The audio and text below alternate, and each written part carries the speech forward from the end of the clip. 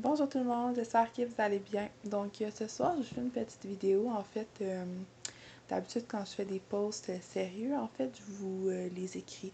Mais ce soir, j'ai décidé de faire une petite vidéo pour vous parler d'un sujet, en fait, qui, euh, qui est vraiment, c'est pas un sujet, en fait, qui est super facile à aborder.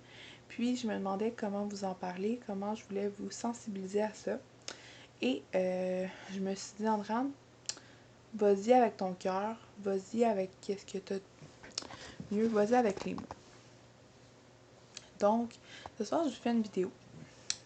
Ma vidéo est pas facile, c'est pas un sujet super jojo, mais je pense que c'est important d'en parler parce que ça fait partie de moi, puis c'est une des raisons pourquoi maintenant, aujourd'hui, en fait, j'ai décidé de devenir coach. Euh, Moi, je vois mon rôle de coach beaucoup plus que suivre quelqu'un pour l'entraînement. Donc, moi, j'ai vraiment à cœur de redonner du bonheur, en fait, dans la vie des gens, d'apporter un velours dans la vie des personnes qui vivent des difficultés, puis même les personnes aussi qui veulent se remettre en forme mais qui n'ont pas vécu de super gros drames, là, donc ne vous inquiétez pas. Ce soir, en fait, j'ai envie de vous parler avec mon cœur pour m'adresser à votre cœur.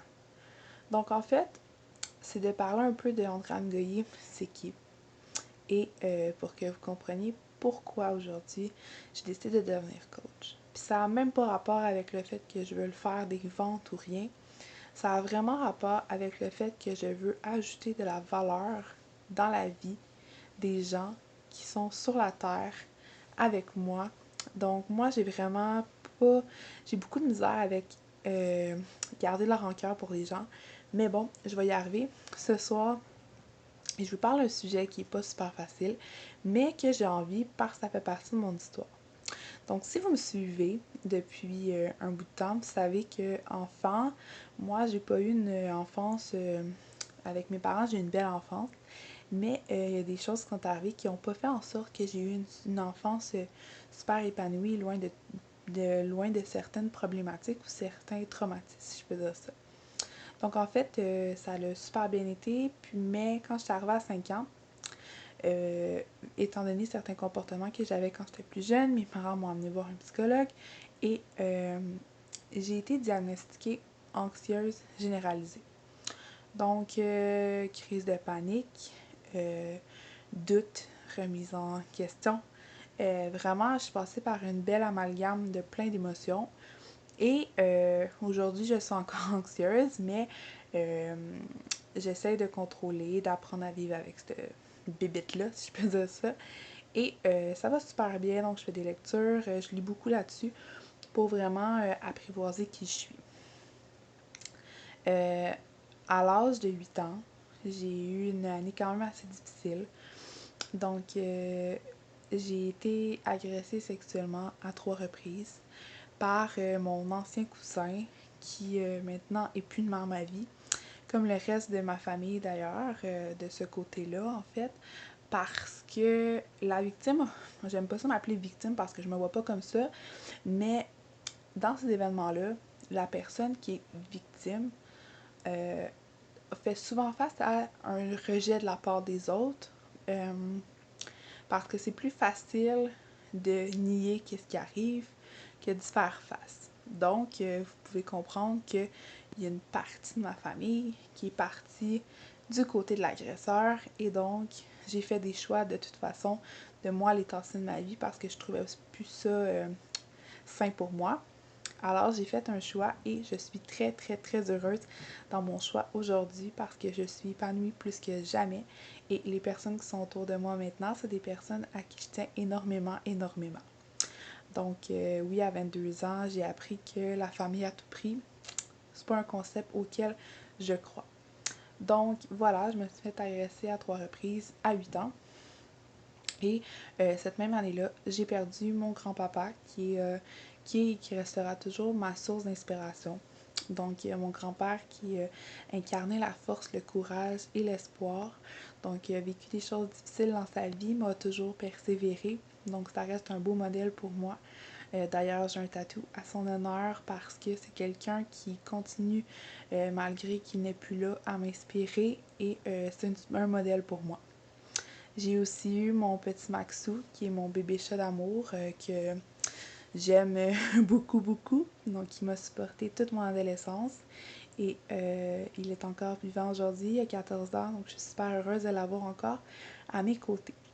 Donc, et en fait, moi, quand il m'est arrivé cet événement-là triste et traumatisant, j'ai préféré me refermer sur moi-même auprès des autres à l'école parce que je voulais plus me faire blesser. Mais vous le savez, quand on est différente, en plus j'étais quand même plus costaud que la moyenne à l'école, donc je me suis fait rejeter au primaire et secondaire, assez que dans l'autobus je me faisais lancer des choses, je me faisais tirer les cheveux.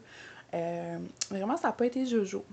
Mais j'ai tout le temps eu cette force ici de caractère, les gens qui me connaissent le savent très bien, de continuer. Je dis pas que ça a tout le temps été facile, mais j'ai toujours continué parce que je savais que la vie me réservait des belles choses et j'avais une belle vie à portée de main. Et quand j'ai décidé de parler de ce qui m'était arrivé à 17 ans, parce qu'il y en a beaucoup qui briseront pas le silence dans leur vie, moi j'ai décidé de le briser à 17 ans parce que j'avais rencontré l'homme de ma vie qui est encore dans ma vie aujourd'hui. Et je savais que je voulais vivre une vie en fait heureuse avec lui. Donc, il fallait que je tasse ces démons-là de ma vie.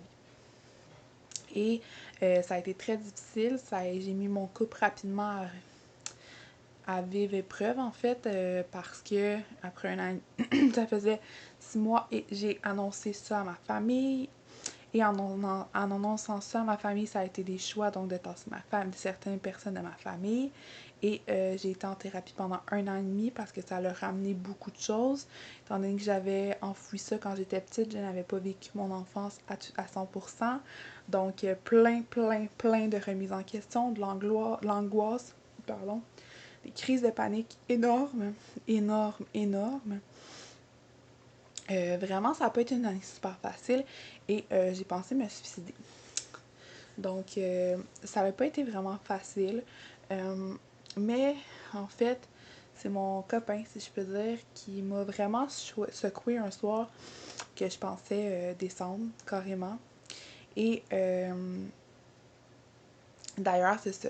Il m'a dit qu'est-ce que ton grand-père ferait dans cette situation-là parce qu'il savait que je l'aimais beaucoup. Et je me suis rattachée à la vie, à ce que j'avais de plus beau qui s'offrait devant moi.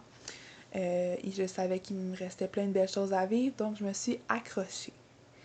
Et j'ai tout le temps été une battante, donc ça a toujours fait partie de moi. Alors, c'est sûr que j'ai pas eu des moments faciles. Je pense que tout le monde a envie des moments pas faciles.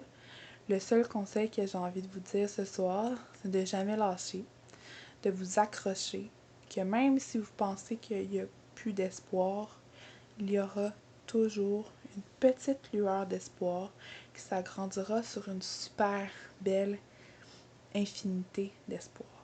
Donc ce soir, je vous dis, je vous aime du fond du cœur. Je suis super contente de passer mes journées à vous écrire, à vous parler, à envoyer vos commentaires, à vous suivre. Donc vraiment, ça fait peut-être cliché de dire ça, mais oui, mon entreprise et le coaching m'a permis de me rendre heureuse, mais m'a aussi permis de vraiment boucler la boucle concernant toute mon enfance qui était arrivé des choses difficiles. J'ai fait la paix avec ça. D'ailleurs, j'ai perdu tout le poids que j'avais pris quand que j'ai vécu cette épreuve-là. J'avais 110 livres de prix et je les ai perdus. Donc, quand je vous dis que ça a changé ma vie, je suis très en fait, je suis très honnête. Donc, je pensais jamais que ça changerait ma vie. Mais ça le fait. L'opportunité du coaching aussi m'a fait voir beaucoup les choses différemment. Donc ce soir, j'ai envie de vous dire, lâchez pas. Et si vous avez envie de m'écrire, vous faites des moments difficiles, je suis là pour vous. Donc, passez une excellente fin de soirée. Bye bye tout le monde!